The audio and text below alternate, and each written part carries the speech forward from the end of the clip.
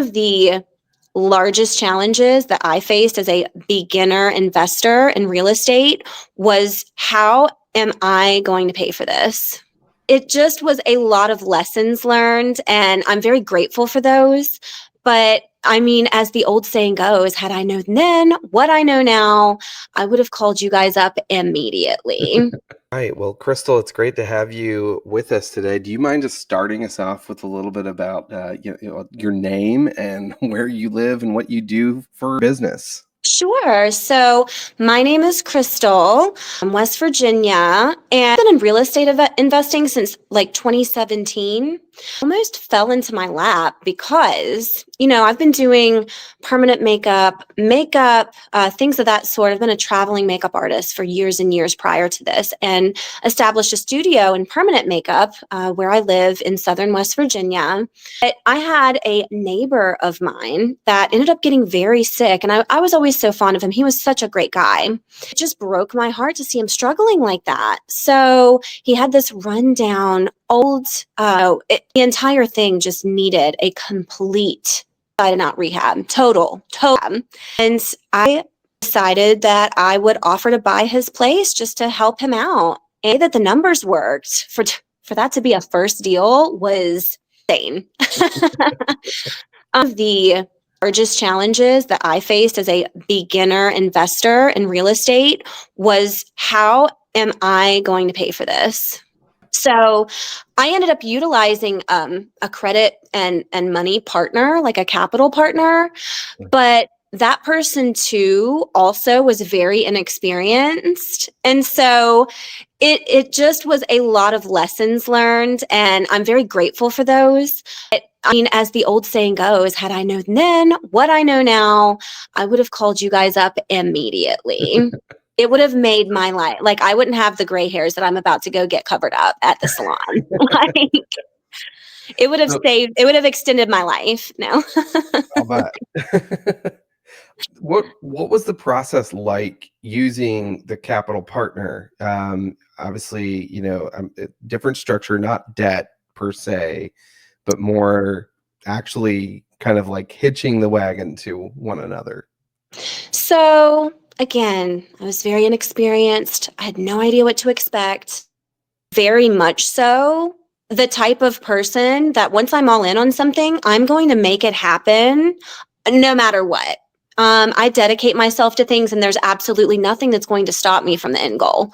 That being said, I believe I utilized every ounce of every, possible avenue that I could. My credit partner ended up taking 50% of my deal.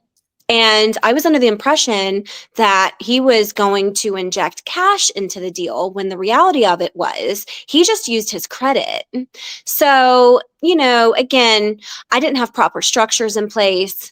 I did not have any kind of timelines going on. I just didn't know. So it was a very long process of trial and error. And when I say long, I'm talking over a year went by Wow. from start to finish with this project.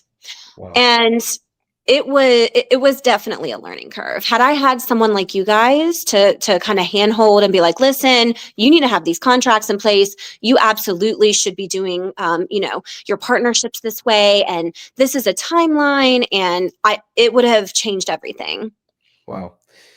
So it sounds like some of the challenges that you were facing in your business were just not 100%. It was two fairly new folks working together, trying to figure this thing out together. Absolutely. Absolutely. So what were some of the other challenges that you faced in your business before you started using our loan product? What were some of the key problems that others might relate to? So I'm sure a lot of beginner investors run into the fact that it's not as easy as calling up your local DSCR lender, your local bank, and saying, hey, I have a property. I need to put $100,000 on this property so that I can renovate it.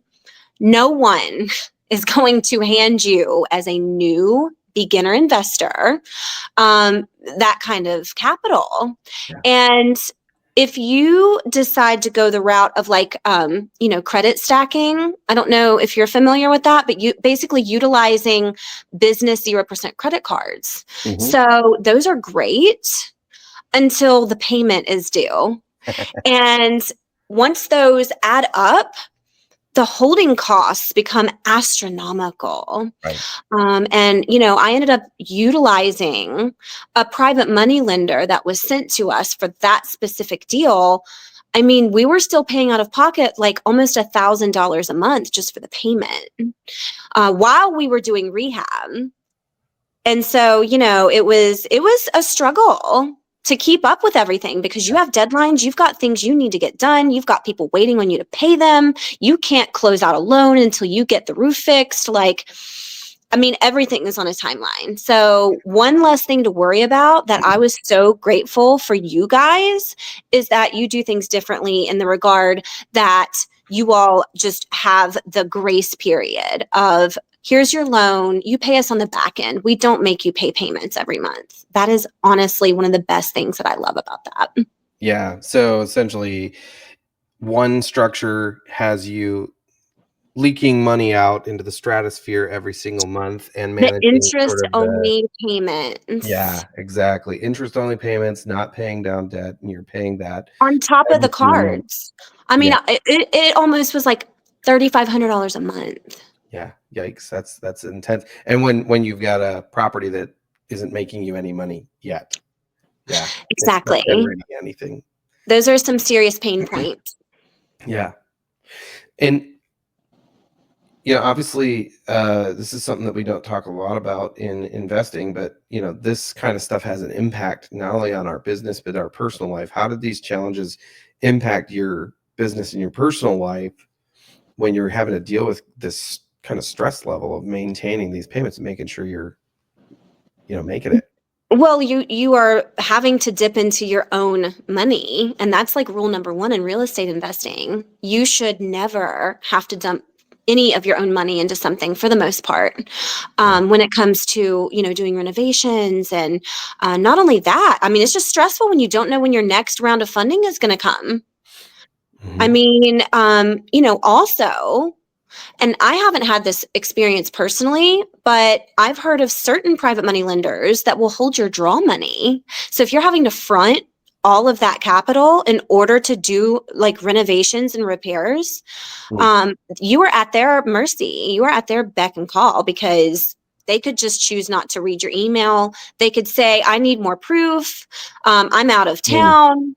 And you're 2-3 weeks away from receiving a reimbursement for what you already paid. And that Right. slows everything down. Yep, that's correct. Yeah, for sure.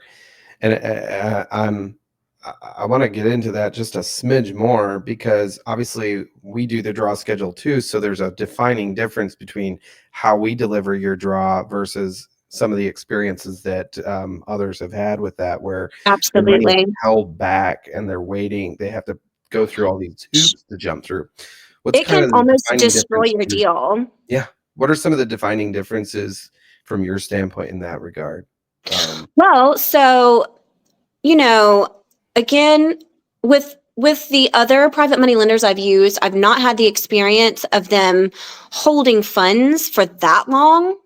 Sure. But I do know of other investors who are my close friends that Yeah. they absolutely almost lost their deal altogether Yeah. because they just could not pay to continue the work. And when you have 6 months to refinance out of private money, those 3 weeks add up quick. Yeah.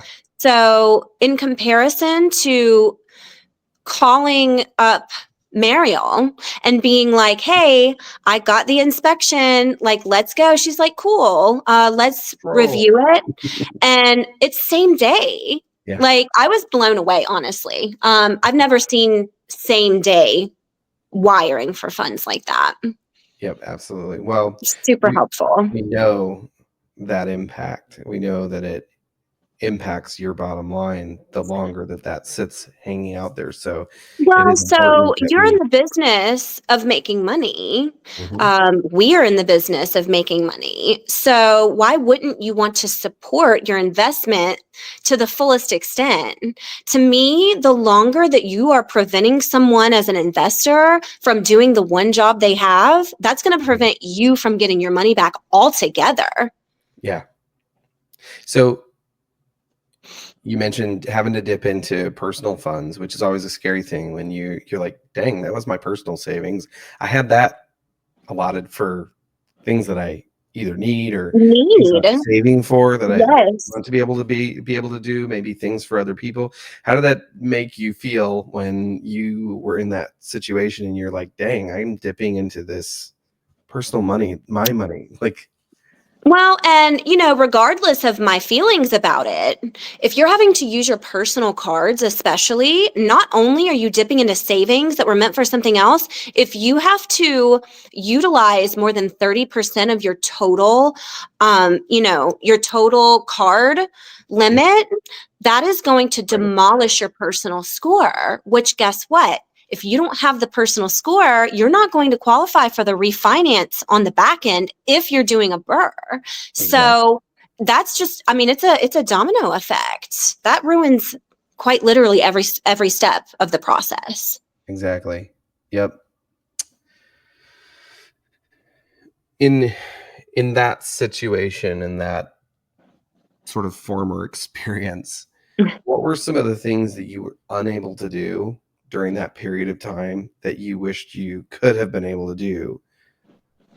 So obviously, I wish I could have been more clear cut and concise about the amount of money that was needed and maybe gotten a like second or third opinion on the scope of work. Mhm.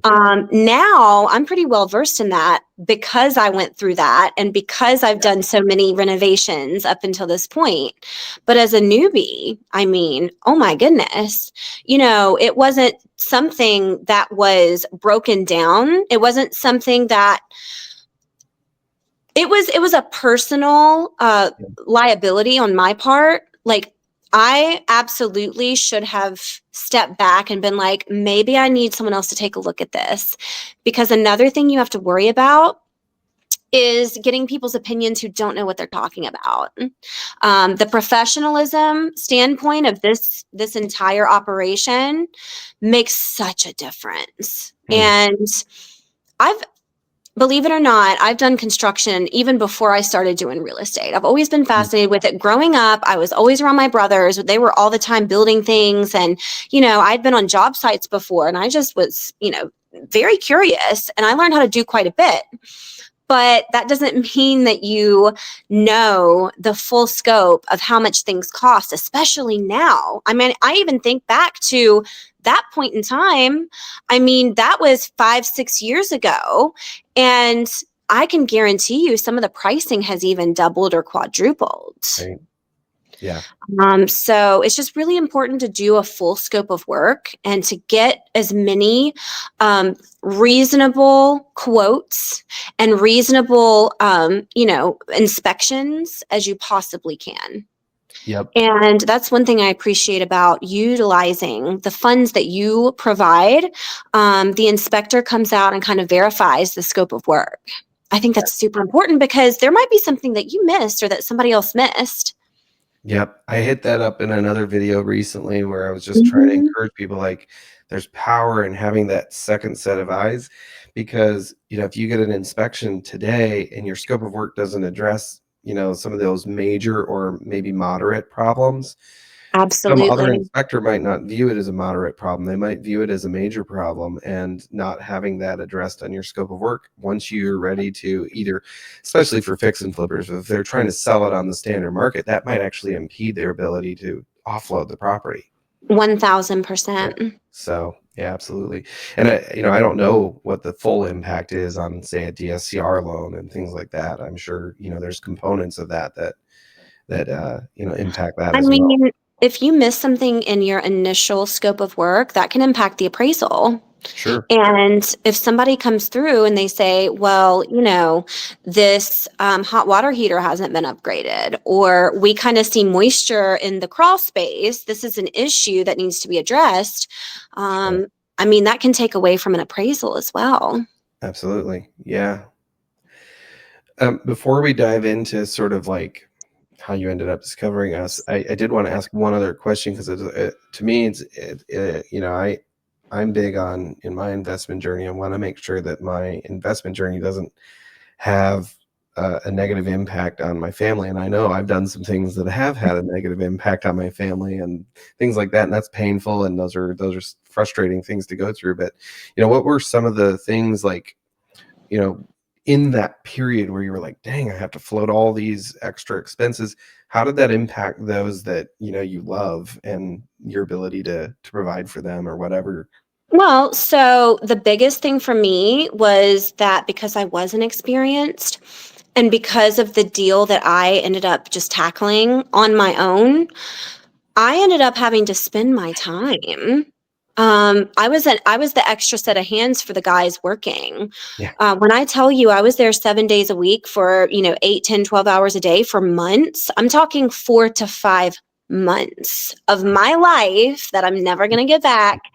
It was necessary for me to be there to help them with whatever it was that they needed help with because of me missing certain things in the scope of work Sure. and Sure. me not having the ability to obtain the funding that was necessary to hire the workout. I mean, Yeah. ultimately I was responsible for making sure that the deal was going to go through and it was going to be a successful deal. And because of that, I just buckled down and I had to spend my time. I couldn't go on vacation. I couldn't spend time with my family. I couldn't, go to dinners where some of my family was in from out of town.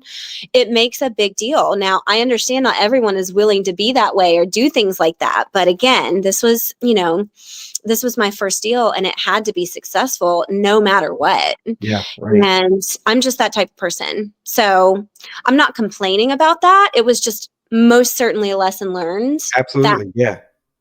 I mean, I just think that that was so preventable and avoidable. So, what are some of the specific results you would say you've achieved since you started using our loan product versus some of the other strategies you had started out with? Well, because I have that confidence in knowing that I'm not going to have any issues with the funding portion of it, which is like 90% of the problem Yeah. most of the time. I've went from having one deal to looking at my eighth deal Yeah. in less than 2 years. And just that alone, I mean, if you would have told me 5 years ago I'd be doing this kind of thing, I'd be like, there is no way. Like I wouldn't have believed it. But because I'm able to network and work with people like you and companies like you that provide that kind of stability and structure, you guys also have a very professional point about you when we're doing the underwriting and you point things out to me sometimes that I'm like, I never thought of it that way. Mm. It's so good to get different sets of eyes on your deal, Right. to be sure about it. Awesome. Awesome. Take her word, not mine. I wouldn't Love it. be here. I would not be here. And I'm actually in the property that you guys loaned to me right now. I'm waiting on the guy to fix the patch in the ceiling. It had rained here for Mm. like several days, flooded, everywhere flooded. It was Mm. insane. I've heard This a little house bit about that. Yeah. Yeah, this house in particular, if this house floods, the world's underwater because it is definitely high up, like on a hill. Wow. But there was just a portion of one of the pipes in the roof had leaked. So I got one of my guys up there and he fixed it, but now we need to fix the ceiling. So Gotcha. Understood. Homeownership. It's great fun. you gotta love it. If you're not Always got solving curveballs. problems, yeah, if you're not solving problems, you're not making money. Exactly. Exactly. Well, this was awesome. Thank you. Thank you for coming on and just sharing your experience, Crystal. It's always good talking with you and Yeah, looking same to forward to you. seeing what all we do together over the next many years to come. I'm so excited. Matter of fact, I need to bring you guys another deal that I've been looking at. So we Okay, will let's figure go. that out. Yeah, sounds good. All right. Fantastic. Well, thank you. Thank you.